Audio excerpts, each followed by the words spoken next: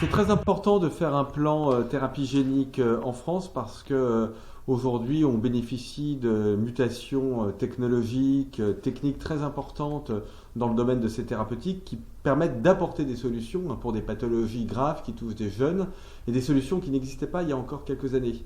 Et en réalité, il y a un double aspect. Il y a un aspect sanitaire, on peut soigner des gens, soigner des jeunes, et il y a un aspect économique. Il faut essayer de faire en sorte que ce soit en Europe et en France qu'on développe et qu'on industrialise quand c'est possible, quand ça s'y prête, ces thérapies géniques. Et je pense qu'il faut le faire sous forme de plan dans la mesure où ça permet d'avoir des objectifs, de fixer des moyens. Donc je trouve que c'est une thématique qui s'y prête bien. Et donc je suis très en faveur de ce plan pour les thérapies géniques. Pour permettre un meilleur accès aux thérapies géniques en France, il y a deux types d'investissements qui sont nécessaires.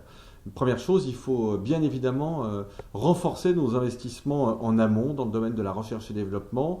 Dans le domaine privé, ça passe sans doute par un accès à des marchés de capitaux un peu plus importants pour les biotech qui ont besoin d'argent pour investir, mais ça passe aussi par un effort supplémentaire en matière de recherche publique et puis par une meilleure articulation entre ces investissements publics et ces investissements privés qui au fond assez souvent sont complémentaires.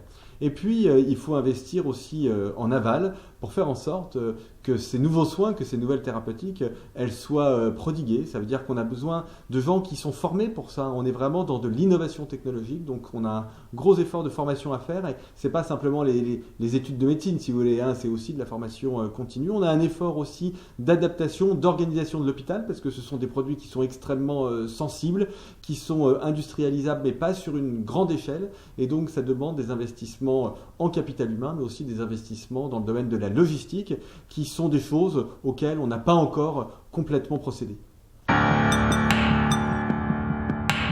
Il y a une vraie prise de conscience de la part des politiques publiques, de l'innovation en santé, de l'innovation technologique dans le domaine des thérapies. Mais c'est vrai que la question des thérapies géniques est encore complexe et pas complètement appréhendée, parce que cette idée, au fond, d'intervenir sur le génome humain, c'est quelque chose qui fait un peu peur à l'opinion publique, et donc ça peut faire peur au corps politique et à l'État. Vous savez qu'on est dans le pays du principe de précaution, donc on essaie toujours de faire très attention à ces nouveautés. On manque aussi sans doute d'investissement public et d'une bonne articulation entre le public et le privé. On manque de confiance. Donc je pense qu'aujourd'hui, si vous voulez, on n'y est pas encore.